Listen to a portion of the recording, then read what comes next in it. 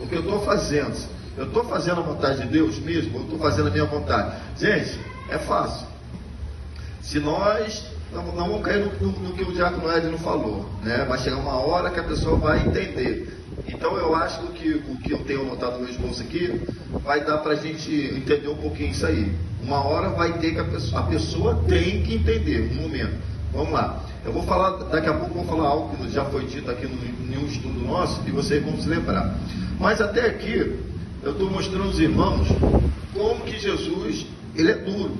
Ele é duro nas palavras dele. Aqui ele não está minimizando, não, suavizando, não. Aqui está dizendo o real, o que é e o que acontece. 22. Muitos naquele dia hão de dizer-me, Senhor, Senhor, porventura não temos nós profetizado em teu nome? Em teu nome não expelimos demônio? Em teu nome não fizemos muitos milagres? Então lhes direi explicitamente: nunca vos conheci. Apartai-vos de mim, os que praticais a iniquidade. Eu estou profetizando no nome dele, eu estou expulsando demônio no nome dele, quem sabe até ganhando alma no nome dele. E ele está dizendo aqui: tem muitos no meio de vocês que fazem isso, mas que no grande dia eu vou dizer, o meu Pai vai dizer para eles: apartai de mim, vós que praticais a iniquidade. Então nós precisamos ter esse discernimento, fazer essa autoanálise, uma autorreflexão, para saber se a nossa vida hoje é uma vida que serve verdadeiramente a Deus, com sinceridade ou não. E o tema dessa mensagem é exatamente isso: quais são as nossas motivações para com a obra de Deus? É autoanálise, né? Quais são as minhas motivações e as suas motivações para com a obra de Deus? Quando fala para a obra de Deus, é para servir a Deus, para estar na igreja, para congregar. Aí nós vamos caminhar para aquilo que o diácono Ed falou. Talvez no início você nem tenha certeza, mas com o passar do tempo é necessário que venhamos entender isso, porque caso contrário vamos expulsar demônios, curar enfermo, praticar todas essas coisas, e no grande dia, no grande finale, ouvir do Senhor dizendo: apartai de mim. Então nós precisamos entender isso, porque isso vai custar a nossa salvação. Sobe e o outro, então sempre fazendo distinção de pessoas. Os que servem, sobem. Os que têm as motivações sinceras, não, deixa eu apagar aqui. Não basta ser sincero, né? Já lembraram da frase, né? Não basta ser sincero, tem que ser as corretas. Tem que ser as motivações corretas. Porque talvez a sua motivação e a minha é sincera, mas não é a correta. Porque uma pessoa sincera enganada, então não basta ser sincero. Só sinceridade não levará ninguém para o céu. É necessário ter essa sinceridade, tem que ser uma sinceridade e uma motivação correta em servir ao Senhor. Mas como é essa motivação? O que é então? Nós vamos entender essa noite em nome de Jesus. Isso significa que nem todos que servem ao Senhor nem todos que servem ao Senhor será salvo. Ele disse que onde houver dois, sobe um, então é só a metade. Só a metade terão motivações corretas para servir a Deus. A outra metade não terão motivações corretas. As motivações dessas pessoas nunca foram corretas para com o reino de Deus, e esses não estarão com o Senhor. Assim diz a palavra de Deus. Então a pergunta que devemos fazer, depois de ouvirmos essa breve introdução, a pergunta que devemos fazer é: quais são as minhas motivações? Quais são as minhas motivações em servir, ou pelo menos dizer que eu sirvo ao Senhor? Quais são as minhas motivações? Em Oséias capítulo 6, versículo 3, é uma mensagem muito conhecida, fala-se muito sobre essa mensagem de Oséias 6, 3, onde a palavra do Senhor nos diz: então, conheçamos e prossigamos em conhecer ao Senhor. Agora caiu no que o diácono Edson falou. Eu vou falar algo aqui que eu falei esses dias, vocês vão lembrar. Todos nós, todos aqueles que hoje estão na presença de Deus, no primeiro momento, todos nós nos aproximamos do Senhor, não pelo que Ele é, mas sim pelo que Ele. Então lembra que nós falamos sobre isso? Todos, irmãos. Não existe ninguém na face da terra, essa é a minha opinião, que se aproximou pela primeira vez de Deus pelo que Ele é. Todos se aproximam de Deus pelo que Ele faz. Tanto é que esse é o cerne da nossa evangelização. Você está com problema, irmão? Pô, vamos lá para a igreja, porque na igreja tem uma corrente de oração. Você está com alguém, a gente não fala isso? Traz o teu pedido de oração, traz uma peça de roupa do fulano, leva um óleo ungido para colocar na sua casa. Então, as pessoas nem sabem quem é Deus, mas começam a aprender que Ele é um Deus que faz. Então, nós nos aproximamos dEle, em primeiro lugar, não pelo que Ele é, mas pelo que Ele faz. E isso é natural, isso é normal, porque esse é o nosso processo da nossa caminhada, o início da nossa caminhada e o início da nossa santificação na presença de Deus. Então nós nos aproximamos primeiro de Deus pelo que Ele faz e não pelo que Ele é.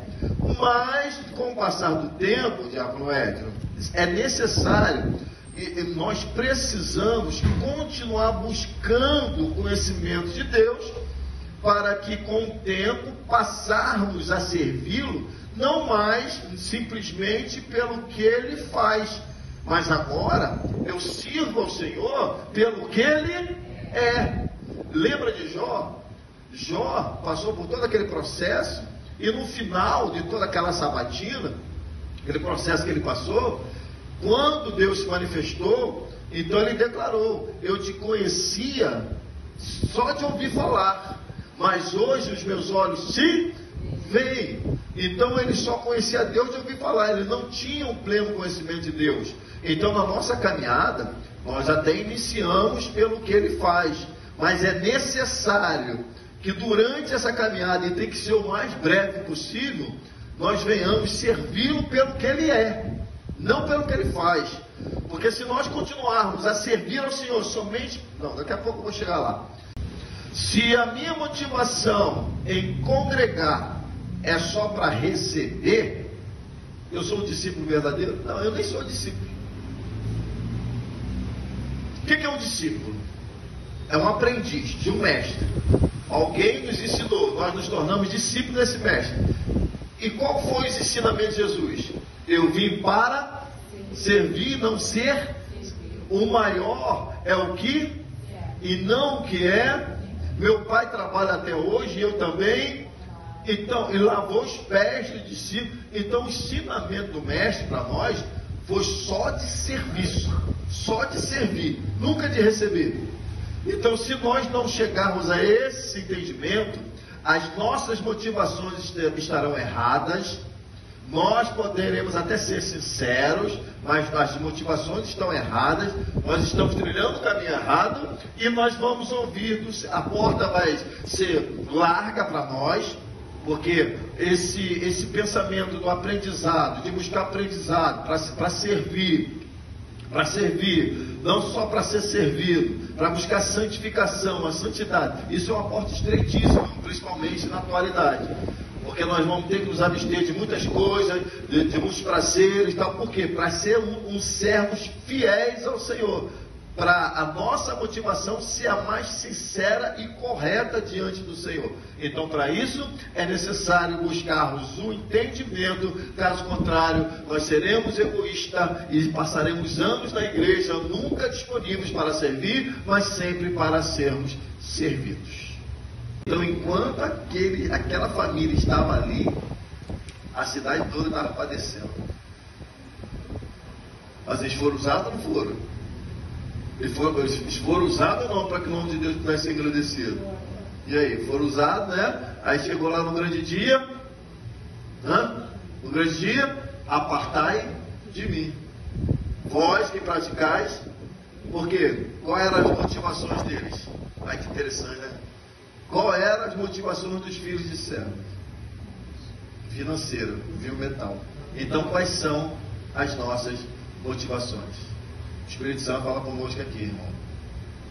Os filhos de Sebas eram um empecilho para a obra de Deus. Muitos servos infiéis têm sido empecilho para Deus. Vocês ainda estão ainda aí? Glória a Deus.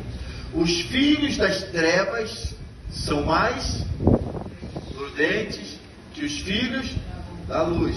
Conhecemos bem essa passagem, não conhecemos? Precisa ler? Precisa. Lucas 16. Aqui é Atos 17, 11. Para vocês darem glória, tem que ver se está na Bíblia aí. Vamos lá. Lucas 16. A partir do primeiro versículo. Lucas 16, a partir do primeiro versículo. E dizia também aos seus discípulos: havia um certo homem rico, o qual tinha um mordomo. E este foi acusado perante ele de dissipar os seus bens. E ele, chamando-o, disse-lhe: que é isto que ouço de ti? Dá conta das tuas mordomias, porque já não poderás ser mais meu mordomo. E o mordomo disse consigo: que farei, pois que o meu senhor me tira a mordomia? Cavar não posso, de mendigar tenho vergonha. Eu sei o que hei de fazer, para que quando for desapossado da mordomia, me recebam em suas casas. E chamando a si cada um dos devedores do seu senhor, disse ao primeiro: quanto deves ao meu senhor? E ele respondeu: 100 medidas de azeite. E disse-lhe: toma a tua obrigação, e assentando-te, já escreve 50. Ele devia quanto? 100. Passou a dever quanto? 50. Disse, pois, ao outro: e tu, quanto deves? Ele respondeu: 100 alqueires de trigo. E disse-lhe: toma a tua obrigação e escreve. Ele devia quanto? Passou a dever quanto? E levou aquele senhor, o injusto mordomo, por haver, e louvou aquele senhor, o injusto mordomo, por haver procedido prudentemente. Porque os filhos deste mundo são mais prudentes na sua geração do que os filhos da luz. E eu vos digo: fazei para vós amigos das riquezas da injustiça, para que quando vos faltarem, vos recebam eles nos tabernáculos eternos. Aí, irmão Rinaldo, olha isso aqui, lembrei da nossa conversa de manhã aqui. Problema não, né?